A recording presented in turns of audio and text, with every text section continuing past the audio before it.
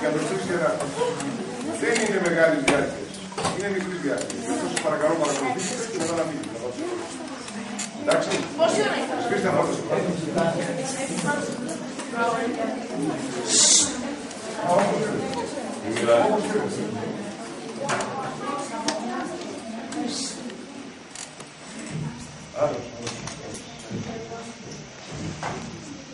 Σήμερα στη γιορτή των τριών ιεραρχών θα σας παρουσιάσουμε κάποια στιγμιότυπα από την παιδική τους ηλικία. Μέσα στην αλφορή της οικογένειάς τους έπαιρναν από τις άλλες μητέρες τους σπουδαία παραδείγματα και διδάγματα.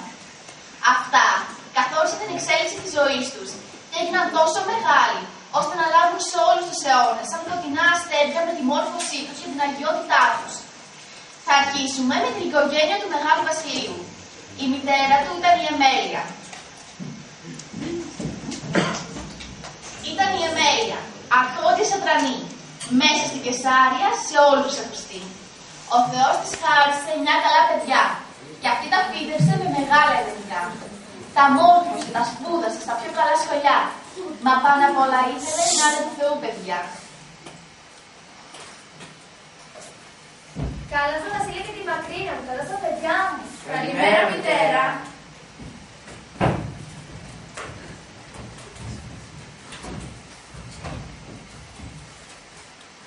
Πολύ σοβαρή συζήτηση βλέπω έτσι. Πώς το περάσατε σήμερα, είχατε κάποιο πρόβλημα?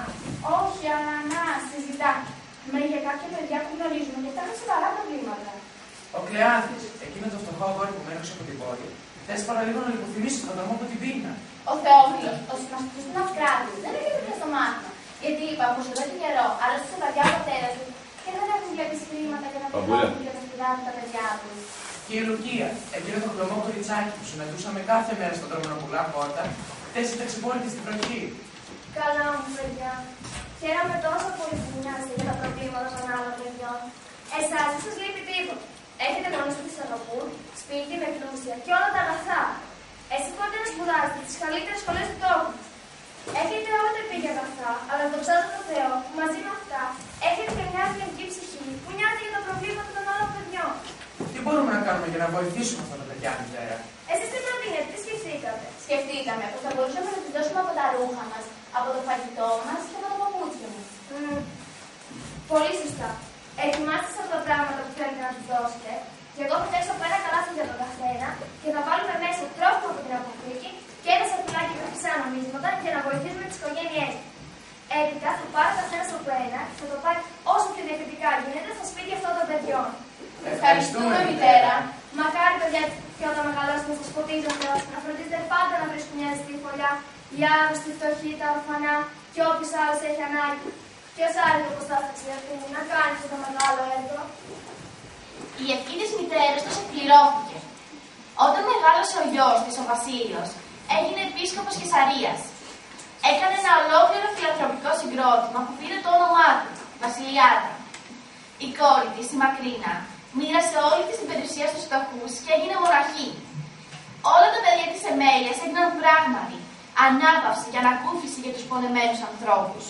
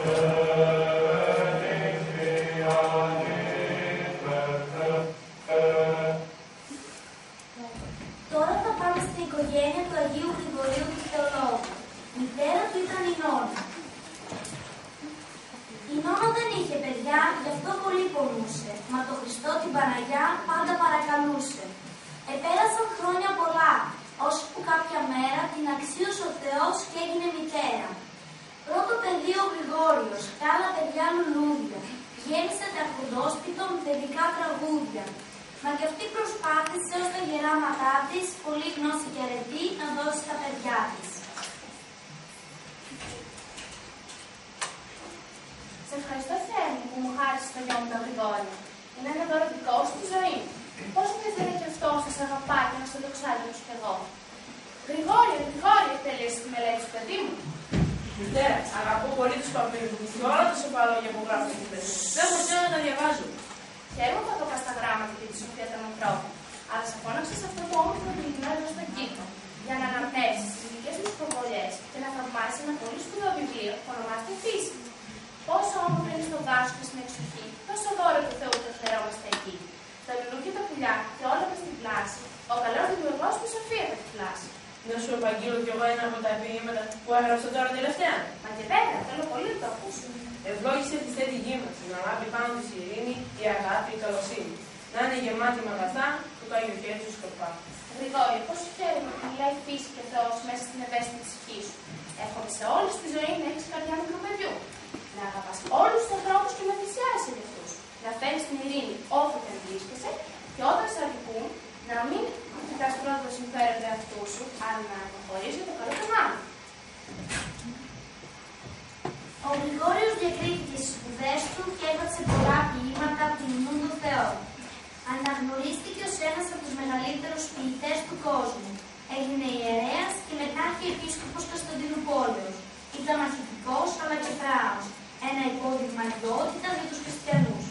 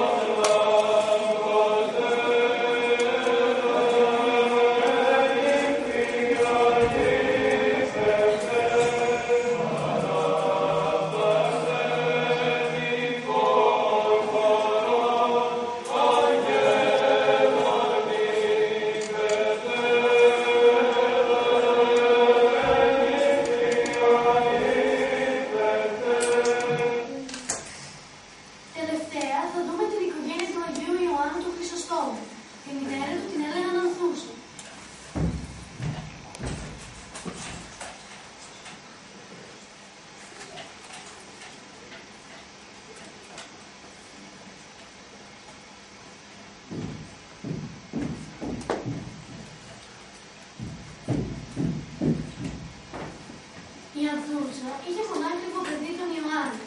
Χείρα που νέα έμεινε, να την ελπίδα της δεν χάνει. Με αφοσίωση πολύ αισθάθηκε κοντά του και του συμπαραστάθηκε σε όλα τα βήματά του. Εχάρισε στην εκκλησιά μοναδικό αστέρι, τον Ιωάννη το Χρυσόστομο που ογκαθείς το ξέρει. Ανθούσε το στο όνομα, ανθούσε και στη χάρη. Ανθοβολώντας χάρισε σε εμάς τέτοιο βλαστάρι.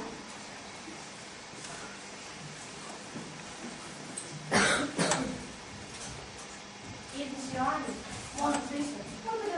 Ο παιδαγωγός με έφερε. Πώς πήρε το μάθημα σήμερα? Πολύ καλά. Ο δάσκαλός μου με πέρασε πολύ. Δεν άξιζε να μας τόση έντονη. Τα μαθήματα μου φαίνονται τόσο εύκολα. Δεν πέφτει λοιπόν. Γιατί σε πέρασε τόσο? Μου ζήτησε να αναπτύξω προφορικά το θέμα της φιλίας. Εγώ το έκανα και στο τέλος οι συμμαθητές μου με χειροκρότησαν ενθουσιασμένοι. Ο δάσκαλός μου επανέλαβε αυτό που λέει συχνά. Μια μέρα ο συμμαθητής σας, παιδιά, θα γίνει μεγάλος ρήγορας. Αυτό είναι ένα χάρτημα που σου έδωσε ο Θεός. Μην ξεχνάς όμως τα λόγια του Απόστολου Παύλου.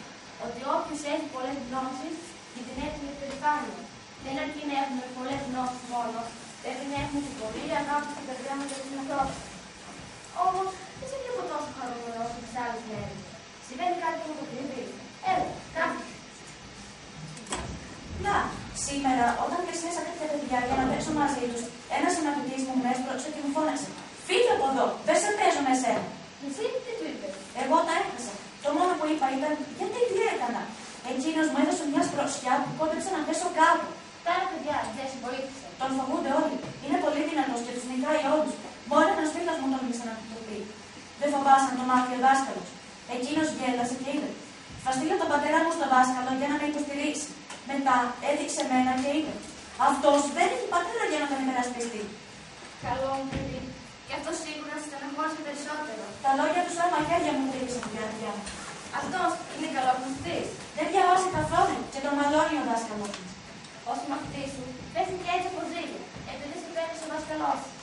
Νομίζω, Ιωάννη, πως το καλύτερο που έχεις να κάνεις είναι να τον συγχωρέσεις και να ξεχάσεις το περιστατικό. Να τον συγχωρήσω, θα ήθελα μάλλον να τον δίνω. Τι θα κερδίσεις? Θα τον κάνεις μεγαλύτερο τρόπο.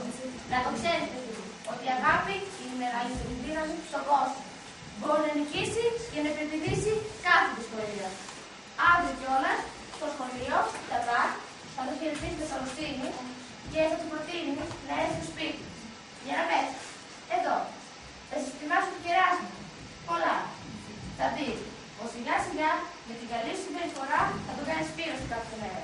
Δύσκολο μου φαίνεται. Θα δεις πως όταν συνεργαζόμαστε με την δύναμη του Θεού και τα έργα αγάπης, όλα είναι μεταφορική. Στην ηλικία προσευχή θα συνοδεύει πάντα. Μονάχη του πεπαθημένου παιδί. Σε ευχαριστώ πολύ, μητέρα. Θα προσπαθήσω. Πραγματικά, ο μικρός Ιωάννης όταν μεγάλωσε, έγινε ο μεγαλύτερος ρήτορας της εποχής του. Το πλούσιο συγγραφικό του έργο τον ανέδειξε έναν από τους μεγαλύτερους πατέρες της Εκκλησίας. Έγινε πατριάρχης Κωνσταντινούπολεως και η καρδιά του ήταν γεμάτη από Χριστό, συγχωρούσε πάντα τους εχθρούς του.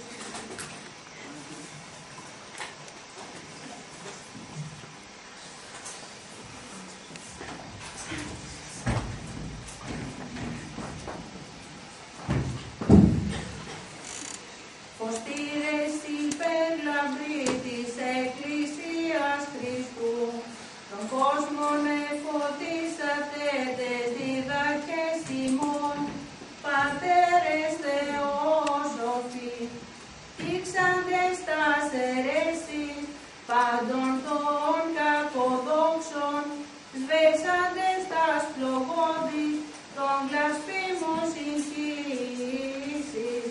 Διός Ιεράρχε Χριστού, πρεσβεύσατε σωθήνε ημάς. Αυτά τα τρία φωτεινά αστέρια που παίρνουν λάξη το Θεό. Αυτούς που φώτισαν τις οικουμένες με τη θεϊκή διδασκαλία τους. Αυτά τα ποτάμια που ξεδίψασαν όλη την πλάση με τη γνώση του Θεού. Το Μέγα Βασίλειο, το Γρηγόριο το Θεολόγο και το Ξεπουστό Ιωάννη που τα λόγια του ήταν χρυσάφι. Όλοι εμείς που θαυμάζουμε τη σοφία τους, ας μαζευτούμε να τους τιμήσουμε με ύμνους, γιατί αυτοί πάντοτε παρακαλούν το Θεό για μας. Τέλος.